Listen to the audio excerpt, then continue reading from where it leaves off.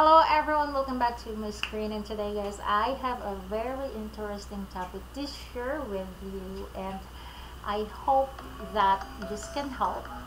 And since this is the first day of Burr month, and alam naman natin pag Burr month is sobrang magastos talaga. So we have to also find other extra income for our additional gastusin. So, ayan. Anyways, I'm sorry for that, messages sound background because this is my work. So, ito yung isi-share ko sa inyo. Ito din yung trabaho ko. Like, I have a 3 phones left, right, and front. And I have this, monitor pa. So, that's me. Diba? Ganun talaga ang trabaho ko. So, ayan. Anyways, guys, for now, ito yung isi-share ko sa inyo.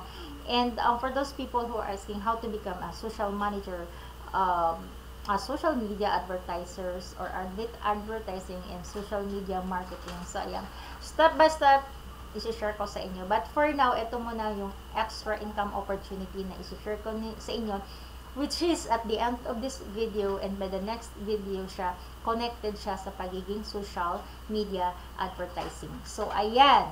Yan, diba? So, palalim ng palalim. And thank you so much, guys, because I got this idea because someone's message, nag-send ng message and asked me how to become. So, parang nainganyo ako na, okay, so why not share my idea, my experience, yung konting kaalaman ko sa inyo, para din kayo magkaroon din ng, ma-encourage to try din sa sarili niya. So, okay, let's start. Okay.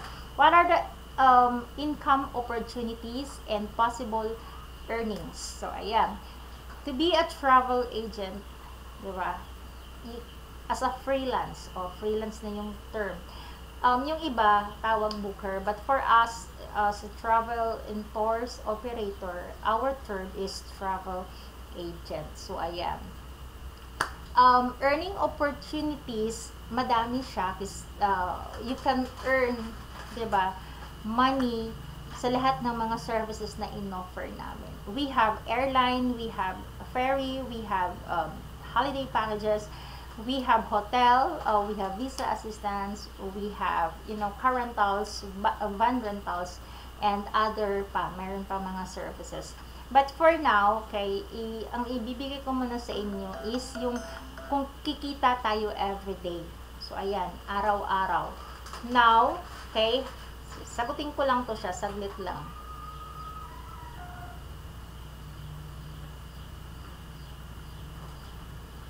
So, ayan, diba, ganyan yung trabaho natin. So, while nag-explain ako sa inyo, may mga inquiries on the other side. Anyway, so, ayan. So, let's focus muna sa door-to-door services and van rentals and local tour packages via van. So, ayan, dito tayo mag-focus because ang gusto natin ngayon is kumita tayo everyday. Okay? So, ang laking tulong actually siya. Like for me ilang taon ko siyang ginagawa. Ang laki siyang tulong for our daily needs, daily expenses. Like guys, dito ko kinukuha yung pang merienda namin, pambili namin ng mga ulam or other nang wala sa kusina namin. Dito ko siya kinukuha. Pang prepaid load, and minsan pa nga pang baon ng mga anak ko pag may sobra pa. And the rest, nababayad ko pa siya sa aming internet. Diba? So, kung i-maximize mo talaga yung oras mo or magpo-focus ka, then you will earn more. Depende nga sa'yo kung gaano kakasipan. So, ganun siya ang kita. From the start, medyo mahirap siya, hindi siya ganun kalaki, but meron ka talagang kita. But again, kung aralin mo, kung talagang alamin mo yung target mo, and then kung gaano kakasipag, then talagang kikita ka ng malaki. Malaki talagang earning opportunity as a travel agent. So, ayan. Now, I know that you have questions. Gusto ko sana, pero kasi hindi ako marunong gumagawa ng mga pinopost niyo dyan, mga flyers. That's okay. Okay? Okay lang yan. Okay? Kasi diba, it's a copy and paste job. So, all you have to do is, you can follow my business, you can follow my business page, or you can go to my profile, or kung ano man yung social media account ko na meron ako, then i-copy and paste mo lang yung kung ano yung mga pinopost ko dyan. Just baguhin mo lang yung caption doon ng mga, contact numbers or other things na pwede nyo baguhin doon na once there's an inquiry sa inyo, mag-i-inquire, hindi sa akin. So, yun lang. Then, so lahat, and then after that, paano, saan ako magmamarket, diba? Mag-join ka lang sa mga Facebook group. So, ang daming mga Facebook group. Hanapin mo lang yung mga right keywords for you to, kung saan ka mag-join. Okay, so doon pag nag-join ka, mas piliin mo yung public group, and then doon ka magma-market, pag-post ka doon. Okay, continue posting. And guys, remember, kasi yung mga iba, walang tiyaga, yung parang unang 2 beses lang na post, 2 araw, ayaw na kasi walang nag-i-inquire. Normal lang talaga yun sa lahat ng business. That's why other businesses nga, di ba, nagbabayad for promotion or ads, because gusto talaga nila makakuha ng clients. But since for us, ang atin naman ay gusto nating kumita, so hindi tayo magbabayad ng ads. Tayo ang magmamarket, tayo ang maghahanap. So ang puhunan natin ay sipag, tiyaga, 'di ba, para tayo makakuha ng client. The first day, 3 days, ganun, sobra, wala pa. Continue mo lang, posting ka lang sa lahat ng Facebook public group.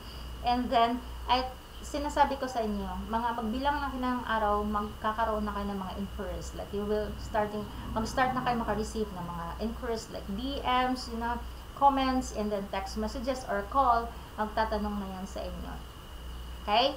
So, we have to establish first ourselves, yung ating mga tools, yung ating mga flyers, di ba, ipakilala muna natin yan, establish muna natin yung sarili natin, and then, continue lang, so, meron talaga yung mag-i-inquire sa inyo. So, yan. Continue po, posting lang talaga. Ako talaga, if you want to be a social media advertising, then, gamayin nyo na yung mga pagta-target ng market dyan sa Facebook, kasi that's one, okay?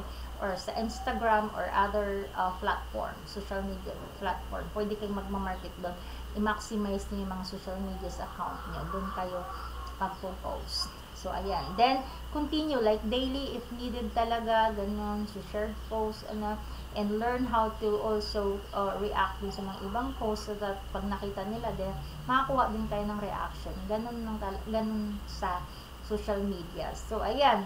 And then, other thing also is, sa mga, kung may alam kayong mga mahilig magbiyahe. Guys, remember, huwag nating ubusin yung ating oras, yung ating panahon na i-market yung ating kaibigan, yung ating kamag-anak, yung ating kakilala or kapitbahay. Kasi guys, as in, masasaktan lang kayo, mabibigo lang kayo, masasaktan lang kayo, nagsasayang lang kayo ng oras sa kanila. I don't know why, but talagang kaugalian na ng mga Pilipino na parang ang hirap talaga sumuporta, lalo sa kamag-anak, lalo na pag may pinagkakitaan negosyo yung iyong kamag-anak, mahirap sumuporta. That's a big questions that I don't know why. It's really hard, diba? And bahala na kayo kung anong isipin o paano na-explain. Huwag magalit na ako sa magalit, but that's the reality. Sad the reality ng kultura ng Pilipino. Diba? So, ayan. So, huwag tayong mag-aksay ng panahon sa mga taong alam mong hindi ka kayang suportahan. So, doon tayo mag-focus sa mga taong magpapakita ng interest kung ano man yung services na in-offer mo. Like, for example, you have a friend, and meron siyang friend na nasa ibang bansa.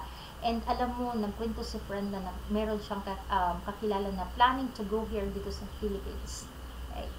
Then, pwede mo i-share doon sa kaibigan, baka naman gusto magbakasyon nila, meron akong alam na tourist destination dito, meron akong alam ng mga packages na pwede kong i-share sa kanila, i-offer sa kanila, and na magugustuhan nila, at alam mo talagang pwede natin i-customize yung budget nila. So, in that way, parang, sige, sabihin ko sa kanya lang, sa'yo na lang mag-inquire, diba? At least, magkakaroon tayo ng prospect. Yeah. Or you have a friend na nasa ibang bansa nagtatrabaho. Then, message mo lang, ay, kumusta ka na? Uy, may bala ka bang umuwi? Kailan ka uuwi? Baka naman marami kang dala sa pag-uwi mo. Baka gusto mo lang, kami na lang magsundo sa inyo. I-rent na lang yung van namin. And then, diba, mag-usap na lang tayo sa rate. Diba? Para hindi ka na mahirapan. O, diba, nag-pitch ka na sa kaibigan mo. Yung mga ganong klaseng market. Diba? Yan, pwede kang makakuha ng client or sila din, marirefer ka nila. Diba? As long as you are, you know, you will provide a good service, and those people na nagiging client mo na, and kahit hindi mo maging client, pero alam nilang maganda ka magbigay ng service, makakuha ka ng referral, and that's another client, and diba? So, income opportunity na rin yan. Diba? So, pwede prospect na yan. Baka the other day tatawag na sa'yo yan. Alam mo yung mga anong pagmamarket lang siya. And, what else? Yun, ganun lang siya, ganun lang talaga. And kung you're not comfortable naman na parang i-market talaga o direct yung sasabihin or kausapin yung mga kakilala nyo, then mag-focus kayo sa online or sa social media platform. Diba? Doon kayo, kung ayaw nyo makipag-usap, doon na lang kayo magpo-post. Okay? Aralin nyo na lang kung paano gumawa ng mga flyers. Yan. And what else? So, yun lang. Basic. Yun lang yung pinaka-basic talaga. Everyday, continue posting. And then, of course, diba, mag-share kayo, magre-react kayo, mag-ano din kayo, makikipag ano din kayo sa ibang mga, alam mo yung mga ibang mga agent, ibang mga travel agent, di ba, makipag ano din kayo para ma-recognize din kayo, ganun lang yon. So, possible income, like for example, eto na, nag-join ka sa mga like 5 groups, public groups, nag-post ka na doon. And then, may tumawag sa'yo, dalawa nag-inquire. At nagkasundo kayo, di ba? Nagkasundo, oh sige, ganito, ganyan, ganyan.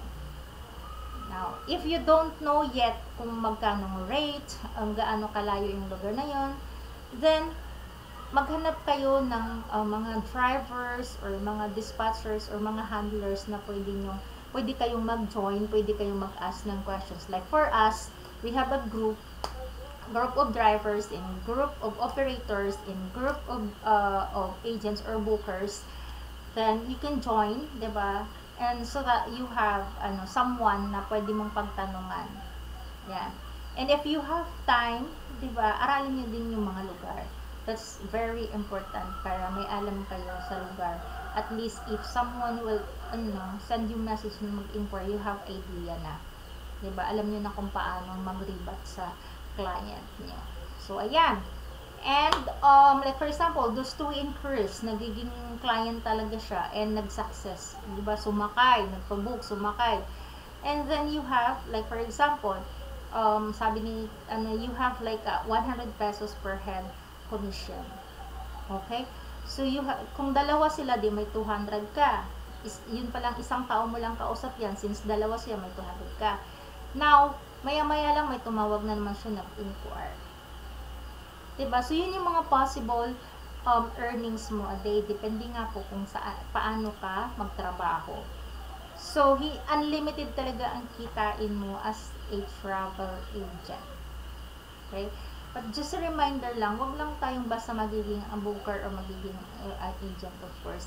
We have to work it hard. And then, yung with, maayos baga, hindi natin maging maging straight or direct point tayo sa ating mga kliyente, sa ating mga passengers. So that, wag kayong matakot na mag-explain, magsabi ng totoo sa mga passenger. Huwag kayong mag-sugarcoat kasi mahirap mag-sugarcoat. Kasi sa conversation nyo maayos. Pagdating kasi sa driver, iba. So, ang ending, ikaw ang nasira, hindi si driver. So, mas maganda yung sa end mo pa lang, sabihin mo na ng diretsuhan kay client, itapatin mo na si client na, oh ma'am, ganito kasi sobrang layo ng iyong lugar, so ganito. Kung sana, accessible lang yan, and hindi tayo masyadong nag-consume ng diesel, diba, at ng traffic, siguro pwede na tong rate na to. Kaya lang kasi sasadyaan na. And which is, alam ni client yan. Kasi pupunta ba siya sa lugar na yun kung hindi niya alam kung gaano kalayo at gaano ka-traffic yung lugar. Alam niya yan. Diba? Ipamulat na mo lang sa kanya yan. Now, if binigay mo na yung rate sa kanya, and siyempre, the first reaction is, ang mahal naman, pwede bang inego? Pwede ba bang mag-discount? Alam mo yung mga ganon. So, that's the time na mag-negotiate tayo, and make sure that negotiation is hindi naman nalulugi si driver, si operator. Parehas kayong kumita, and explain that to your, customer. Yun. Kasi yung ang customer kasi hindi yan mag-oo, mag-hindi. Depende yan sa how you will explain, and 'di ba, parang ipaintindi mo talaga sa kanila. So ganun lang siya, 'di ba? Magiging magiging direct tayo sa ating mga customer. Right? And what else? So ayan na. So kung yun ang earning opportunity niya. Now, if nagamay mo siya, alam mo na siya, the next step naman yung gagawin mo is aralin mo kung paano gumawa ng mga flyers. Like this one, gumawa ng mga ganito. Ito naman yung aralin mo. But I will make a separate video kung paano nyo gawin yan. Yung mga basic lang, paano nyo gawin. So that magkaroon kayo ng sarili nyong flyers na unique. 'Di ba? Na talagang mag-stand out ayon sa iyo, 'di ba, kung ano yung gusto mong gawin. And you can, 'di ba, sarili mo na 'yon. And once magawa mo na 'yon, and nag-stand out siya, and alam mo yung talagang catchy siya, at alam mo dun ka nagkaroon ng maraming mga clients, so that's gonna be your portfolio. And that portfolio will be discussed by the next video, at anong kinalaman niya sa pagiging social media advertising. So ayan guys, I hope na you have idea na kung ano yung paano kumita, and ano yung mga pwedeng kikitain, and earnings opportunity as a travel agent. And by the next video, isi-share ko sa inyo kung paano naman ang kitaan ng pagiging travel agent ng airline and ng ferry booking. So ayan, that's it for now. And if you are interested, if you want to learn more, kung gusto mo talaga ng one-on-one, guys, just approach me, send me message directly. I'm very willing to help you guys, yan, lalo na sa mga jobless dyan sa gustong magkaroon ng trabaho. And this is your way to become a social media advertising. So ayan, yeah, thank you so much, and I hope that kahit paano nagkakaroon kayo, na-encourage ko kayo na magiging travel agent. And watch out for the next video. Anyways, thank you so much yun sa mga nag-react, and mga nag-share, and nag-like dun sa first video natin. And yun lang. So yung reaction matters most, guys. And what else? Yeah, that's it for now. Thank you so much, and see you in the next video.